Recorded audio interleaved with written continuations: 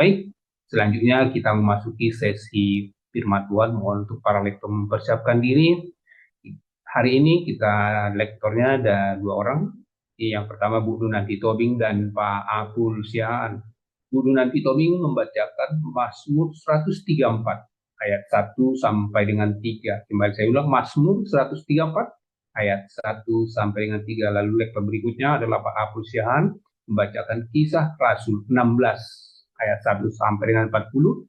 Saya ulang lagi, Kisah Rasul 16 ayat 1 sampai dengan 40. Itulah saudara-saudara lektor kita untuk kesempatan ini. Namun sebelum pembacaan firman Tuhan, kita terlebih dulu dengan doa firman. Kami persilakan untuk Ibu Niat Atijai dari Tanah Liha. Baik, mari kita bersatu di dalam doa. Segala puji syukur, hormat, kemuliaan hanya bagimu Tuhan Yesus. Pada pagi ini kami sangat bersyukur atas segala kasih-Mu. Bapa, saat ini kami mempersiapkan diri kami untuk mendengar firman-Mu. Dan biarlah urapan Roh Kudus-Mu turun atas kami semua yang hadir pada fellowship ini. Biarlah kami boleh menerima berkat-Mu melalui firman-Mu Tuhan. Supaya kami benar-benar diberkati. Berkati hamba-hamba Tuhan, baik lektor, terlebih-lebih hamba-Mu yang menyampaikan isi hati-Mu bagi kami. Roh Kudus-Mu mengurapi mereka, supaya mereka juga boleh menyampaikan firman-Mu bagi kami. Terima kasih Tuhan, kami siap mendengar firman-Mu dalam nama Tuhan Yesus. Haleluya. Amin. Terima kasih Pak Mulia. Amin. Terima kasih Ibu untuk Ibu Niat Ati dari Tanah Liha. Ya, Huku. Ya, kita dengarkan pembacaan firman Tuhan dimulai dari Ibu Dunanti Tobing. Firman Tuhan pagi hari ini diambil dari Mazmur 134. Mari, pujilah Tuhan, hai semua hamba Tuhan, yang datang melayani di rumah Tuhan pada waktu malam. Angkatlah tanganmu ke tempat kudus dan pujilah Tuhan. Kiranya Tuhan yang menjadikan langit dan bumi memberkati engkau dari Sion. Demikian. Kisah Para Rasul pasal 16. Paulus datang juga ke Derbe dan ke Listra. Di situ ada seorang murid bernama Timotius. Ibunya adalah seorang Yahudi dan telah menjadi percaya, sedangkan ayahnya seorang Yunani. Timotius ini dikenal baik oleh saudara-saudara di Listra dan di Ikonium. Dan Paulus mau supaya dia menyertainya dalam perjalanan. Paulus menyuruh menyunatkan dia karena orang-orang Yahudi di daerah itu, sebab setiap orang tahu bahwa bapaknya adalah orang Yunani. Dalam perjalanan keliling dari kota ke kota, Paulus dan Silas menyampaikan keputusan-keputusan yang diambil para rasul dan para penatua di Yerusalem dengan pesan supaya jemaat-jemaat menurutinya. Demikianlah jemaat-jemaat diteguhkan dalam iman, dan makin lama makin bertambah besarlah jumlahnya. Mereka melintasi tanah Frigia dan tanah Galatia, karena Roh Kudus mencegah mereka untuk memberitakan Injil di Asia. Dan setibanya di Misia, mereka mencoba masuk ke daerah Bitinia, tetapi Roh Yesus tidak mengizinkan mereka. Setelah melintasi Misia, mereka sampai di Troas. Pada malam harinya tampaklah oleh Paulus suatu penglihatan. Ada seorang Makedonia berdiri di situ dan berseru kepadanya, katanya, "Menyeberanglah kemari dan tolonglah kami." Setelah Paulus melihat penglihatan itu, segeralah kami mencari kesempatan untuk berangkat ke Makedonia. Karena dari penglihatan ini, kami menarik kesimpulan bahwa Allah telah memanggil kami untuk memberitakan Injil kepada orang-orang di sana. Lalu kami bertolak dari Troas dan langsung berlayar ke Samotroke. Dan keesokan harinya tibalah kami di Neapolis. Dari situ kami ke Filipi, kota pertama di bagian Makedonia ini. Suatu kota perantauan orang Roma. Di kota ini kami tinggal beberapa hari. Pada hari Sabat, kami keluar pintu gerbang kota. Kami menyusur tepi sungai dan menemukan tempat sembahyang Yahudi yang sudah kami duga ada di situ. Setelah duduk, kami berbicara kepada perempuan-perempuan yang ada berkumpul di situ. seorang dari perempuan-perempuan itu yang bernama Lydia turun mendengarkan. Ia seorang penjual kain ungu dari kota Tiatira yang beribadah kepada Allah. Tuhan membuka hatinya sehingga ia memperhatikan apa yang dikatakan oleh Paulus. Sesudah ia dibaptis bersama-sama dengan seisi rumahnya, ia mengajak kami, katanya, "Jika kamu berpendapat bahwa aku sungguh-sungguh percaya kepada Tuhan, marilah menumpangkan di rumah." Ia mendesak sampai kami menerimanya. Pada suatu kali ketika kami pergi ke tempat sembahyang itu, kami bertemu dengan seorang hamba perempuan yang mempunyai roh tenung. Dengan tenung-tenungannya, tuan-tuannya memperoleh penghasilan besar. Ia mengikuti Paulus dan kami dari belakang sambil berseru, katanya, "Orang-orang ini adalah hamba Allah yang maha tinggi. Mereka memberitakan kepadamu jalan kepada keselamatan." Hal itu dilakukannya beberapa hari lamanya. Tetapi ketika Paulus tidak tahan lagi akan gangguan itu, ia berpaling dan berkata kepada roh itu, "Demi nama Yesus Kristus, aku menyuruh engkau keluar dari perempuan ini." Seketika itu juga keluarlah roh itu. Ketika tuan-tuan perempuan itu melihat bahwa harapan mereka akan mendapat penghasilan lenyap, mereka menangkap Paulus dan Silas, lalu menyeret mereka ke pasar untuk menghadap penguasa. Setelah mereka membawa keduanya menghadap pembesar-pembesar kota itu, berkatalah mereka, katanya, "Orang-orang ini mengacau kota kita ini, karena mereka orang Yahudi. Dan mereka mengajarkan adat istiadat yang kita sebagai orang Rom tidak boleh menerimanya atau menurutinya. Juga, orang banyak bangkit menentang mereka. Lalu pembesar-pembesar kota itu menyuruh mengoyakkan pakaian dari tubuh mereka dan mendera mereka. Setelah mereka berkali-kali didera, mereka dilemparkan ke dalam penjara. Kepala penjara diperintahkan untuk menjaga mereka dengan sungguh-sungguh. Sesuai dengan perintah itu, kepala penjara memasukkan mereka ke dalam penjara yang paling tengah dan membelenggu kaki mereka dalam pasungan yang kuat. Tetapi kira-kira tengah malam, Paulus dan Silas berdoa menyanyikan puji-pujian kepada Allah, dan orang-orang hukuman lain mendengarkan mereka. Akan tetapi, terjadilah gempa bumi yang hebat, sehingga sendi-sendi penjara itu goyah.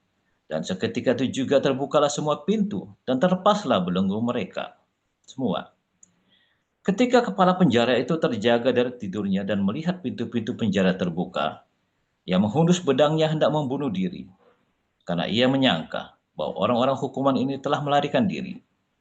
Tetapi Paulus berseru dengan suara nyaring, katanya, "Jangan celakakan dirimu, sebab kami semuanya masih ada di sini." Kepala penjara itu menyuruh membawa suluh, lalu berlari masuk, dan dengan gemetar tersungkurlah ia di depan Paulus dan Silas. Ia mengantar mereka keluar sambil berkata, "Tuan-tuan, apakah yang harus aku perbuat supaya aku selamat?"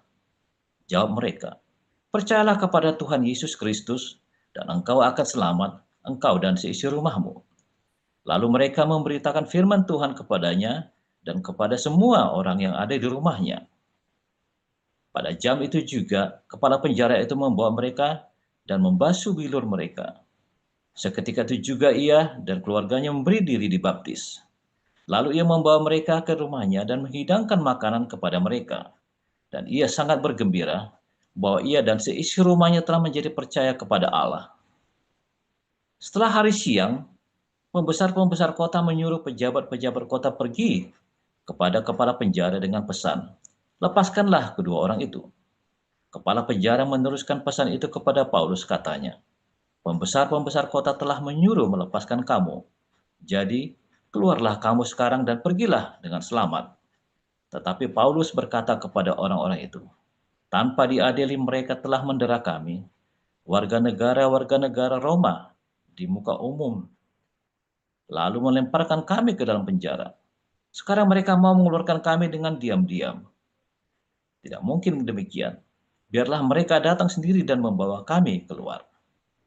Pejabat-pejabat itu menyampaikan perkataan ini kepada pembesar-pembesar kota. Ketika mereka mendengar bahwa Paulus dan Silas adalah orang Rom, maka takutlah mereka.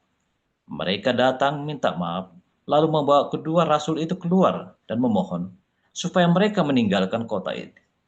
Lalu mereka meninggalkan penjara itu dan pergi ke rumah Lydia, dan setelah bertemu dengan saudara-saudara di situ dan menghiburkan mereka, berangkatlah kedua rasul itu. Demikian firman Tuhan. Terima kasih untuk para lektor telah membacakan firman Tuhan, Ibu Dunanti dan Pak Apul Siahan. Selanjutnya kita akan mendengarkan renungan firman Tuhan yang sesaat lagi disampaikan oleh hambanya Gembala Pastor Joseph Olzang dengan tema Rintihan di Malam Hari. Seperti apa Bapak Ibu rintihan ini? Langsung saja kita simak paparan dari Pastor. Ya, Pastor silakan.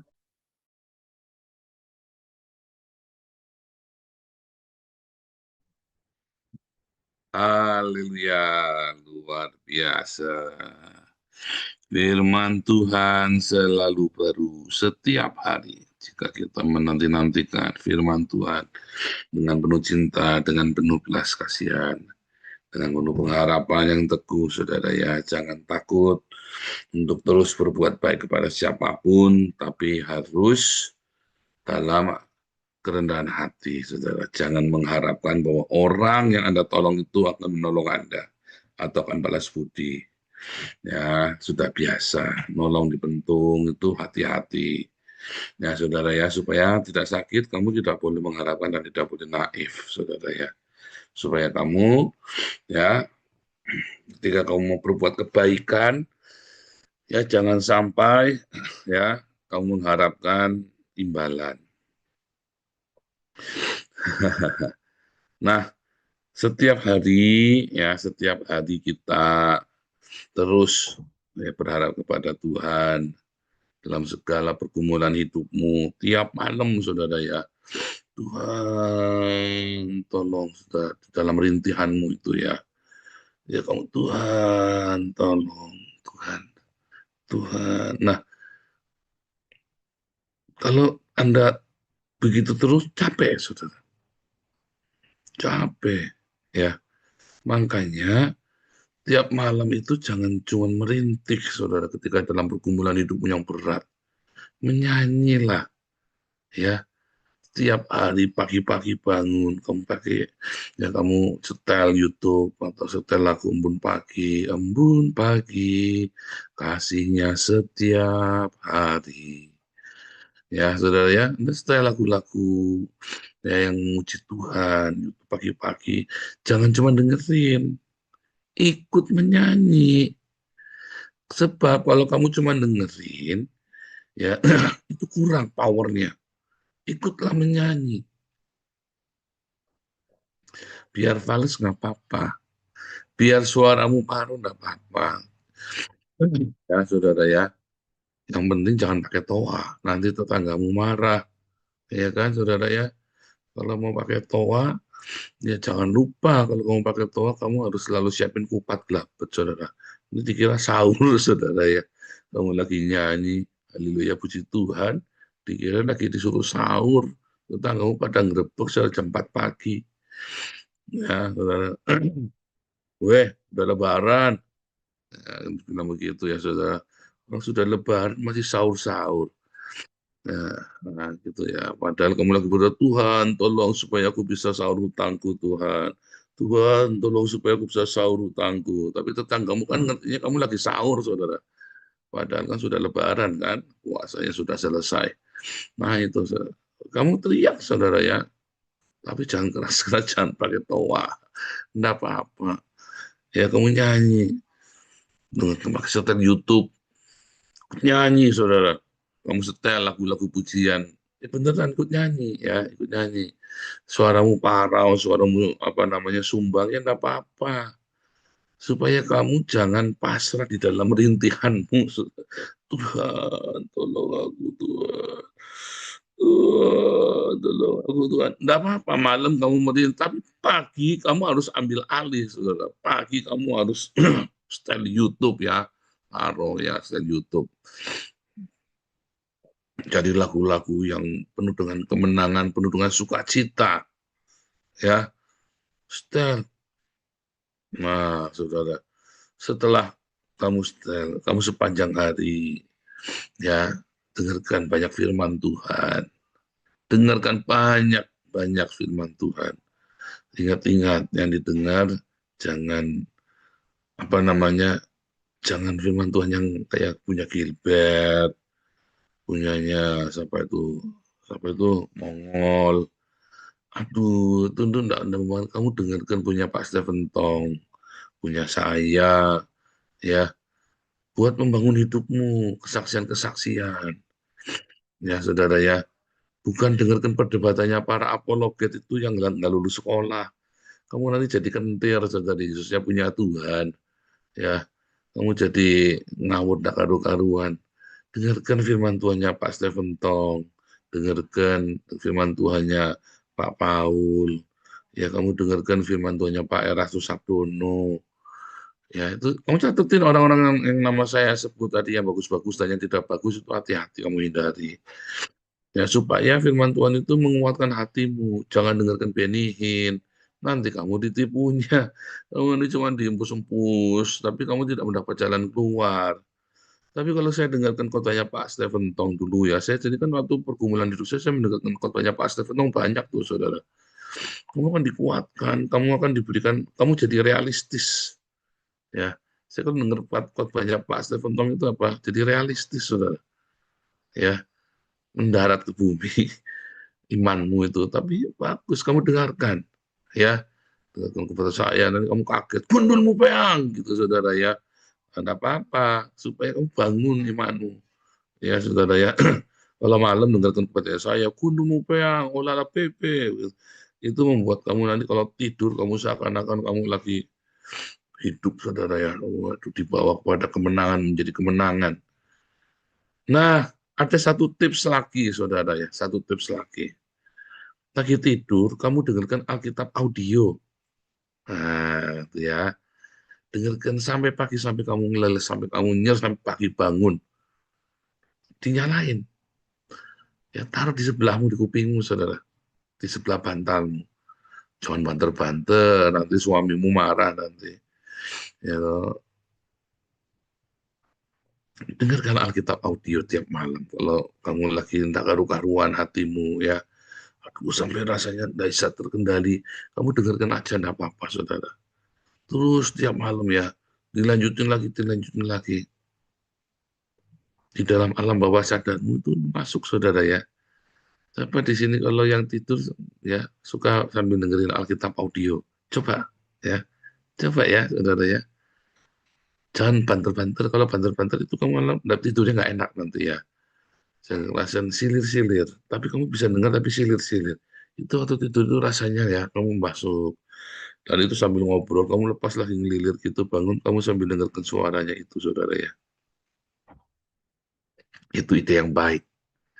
Ya, ketika kamu lagi berat hatimu, ketika lagi kamu dalam pergumulan yang begitu rupa, perlu tuh kamu coba. Udah coba belum? Siapa yang sudah coba? Angkat tangannya, angkat tangan dong ya. Itu nikmatnya saudara ya, dicoba. Nah ada lagi saudara ya, ada lagi ya. Kalau kamu lagi dalam pergumulan yang berat juga ya, waktu tidurnya itu kamu ngelilir ya, kamu sambil bilang, terima kasih Tuhan. Haleluya, terima kasih Tuhan, kau baik. Terima kasih Tuhan. Nah, jangan merintih Tuhan, kasihan Tuhan, tolong. Nah, dirubah saudara. Terima kasih Tuhan. Terima kasih Tuhan. Tuhan Yesus baik. Terima kasih Tuhan. Coba saudara. Sama-sama merintih di malam hari. Tapi diganti. Terima kasih Tuhan.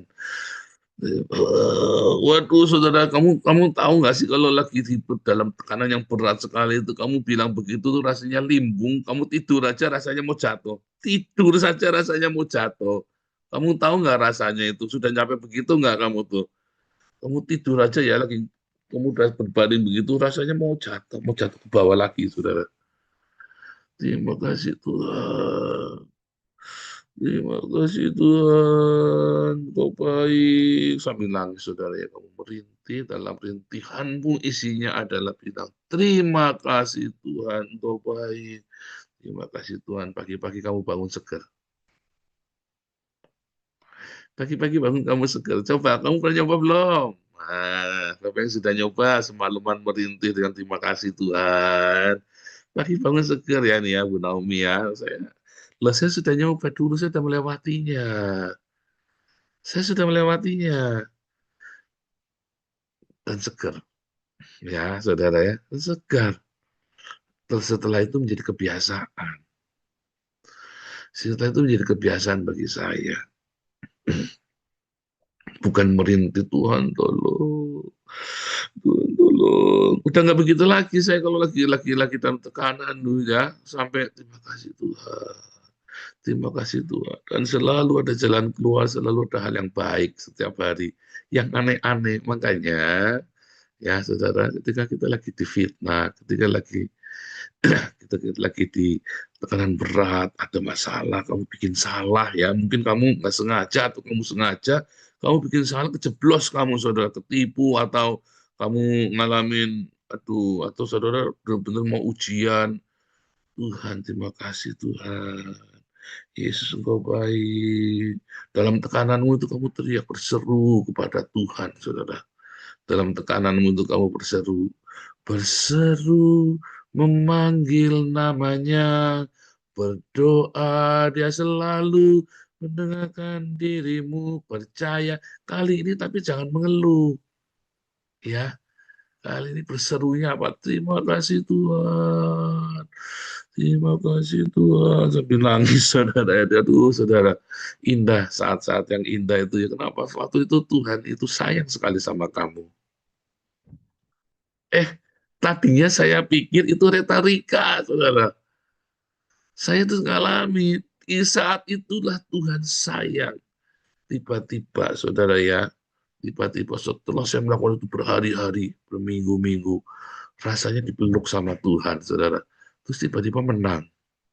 Tiba-tiba menang. Pergumulan hidup saya lewat begitu saja. Dan, sudah selesai.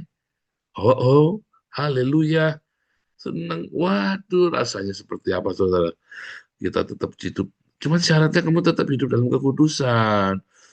Jangan kamu merintih, ah, ah, kamu merintihnya merintih kamu najis, kamu selingkuh, kurang ngajar, kamu tak balang, kamu nanti pakai balang, pakai merintih kamu ucap terima kasih, bukan merintih kamu selingkuh sama tetangga, kurang ajar kamu ini memang.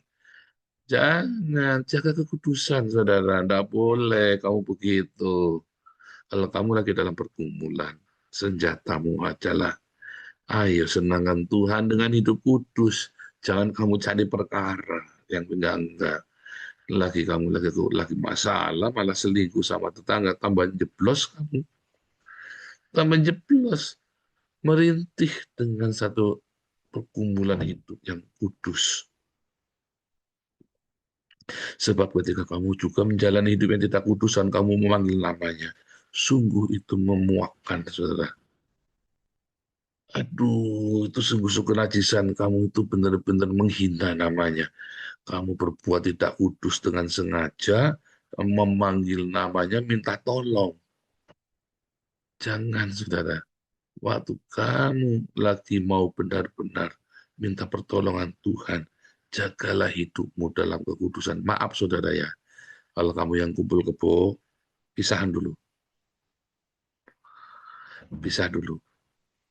Jangan berhubungan seks dulu dengan pasangan. Beneran. Ya, dulu saya tuh diajari, saya ingat khotbahnya Bu Indri Gautama. Dulu kan dia kumpul kebo sama pacarnya. Terus dia puasa. Selama puasa, dia tinggal serumah dengan pacarnya. Dia bilang, kamu enggak boleh sentuh aku. Ya, terus tiba-tiba Tuhan buka jalan, dia bisa sendiri Bu Indri ya. Saya entah kenapa dengan Bu Indri itu saya melihat satu-satu yang saya melihat hatinya murni ya saudara. Saya tidak terlalu kenal beliau ya. Saya belum pernah ngobrol-ngobrol tetap muka langsung, saya belum pernah. Tapi berapa kali saya dengarkan khotbahnya. Saya berapa kali kebetulan dulu teman kuliah saya Bu Tina itu, teman sekelas ya, itu sahabatnya Bu Indri. Nah Bu Tina sering cerita tentang Bu Indri. Ya saya sih positif ya dengan Bu Indri ya. Saya melihat ya orang-orang ini benar-benar tajam ya, saudara ya. Saya berapa kali coba dengarkan khotbahnya juga itu tajam ya. Nah, itu saudara. Dia, saya melihat setelah waktu dia cerita tentang kehidupannya dia sampai putus dengan teman kumpul kebonya ya. Dan sama-sama orang kaya ya. Kan biar kalau di luar negeri itu kan dia biasa begitu, mereka bebas saja. Tapi dia benar-benar dan sampai sekarang dia hidup selibat, tidak menikah. Ya, tapi saya lihat dia mantap dengan selibatnya dia. Mantap hidupnya, saudara ya. Nah, saudara, jadi orang ini benar-benar ya jaga kekudusan dalam hidupnya. Nah, kalau kamu yang lagi 7-Eleven, kumpul kebo, ya jaga hidupmu dalam kekudusan. Jangan berhubungan seks. Pisah dulu. Kalau kamu lagi dalam pergumulan yang berat, puasa. Jangan takut puasa. Ya kalau perlu ya putus dulu atau menikah yang benar. Tapi kalau kamu masing-masing punya pasangan bagaimana? Ya jangan, ya berhenti, putus. Kalau kamu tidak putus, saya tidak akan ngomongin kamu selama kamu tidak pencelatan di mimbar khotbah ya, saudara ya. Saya nggak urusan. Tapi begitu kamu sudah khotbah, tak marahin. Ya, saudara ya. Berhenti mengucap syukur dalam pergumulan hidupmu, tetapi di dalam kekudusan. Jangan kamu merintihnya dengan sebuah dengan sebuah hal yang najis bau, tapi kamu Tuhan tolong, tapi kamu masih najis hidupnya. Jangan saudara. Kalau kamu hidupnya kamu masih mau hidup di dalam dosa, terus kamu merintih Tuhan tolong. Waduh, kamu sengaja berbuat dosa, lalu kamu minta Tuhan tolong padahal kamu sedang berbuat dosa. Nah ini, saudara, jaga hidupmu dalam kekudusan yang benar dengan sungguh-sungguh tiap hari. Ya, terakhir, saudara ya, terakhir, ingat-ingat. Satu, merintihlah dengan ucapan syukur. Dua, dalam hidupmu yang pergumulan itu jangan berbuat dosa. Yang ketiga, bahkan di dalam kesukaranmu, di dalam tekananmu, tetap siap sedia untuk berbuat baik. Berdiakonia. Jangan lupa, saudara, untuk berbagi dengan sesama, sesusah apapun hidupmu, apalagi kamu pergumulannya bukan pergumulan masalah uang. Pergumulan masalah lain, kamu uangnya berkelimpahan, berdiakonilah ya sekuat tenaga yang kamu bisa. Jangan pelit.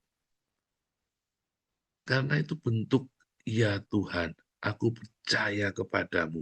Ini aku tunjukkan. Aku mau berbuat kebaikan. Ya, saudara ya. Itulah rintihan di tengah malam. Satu, merintih dengan ucapan syukur.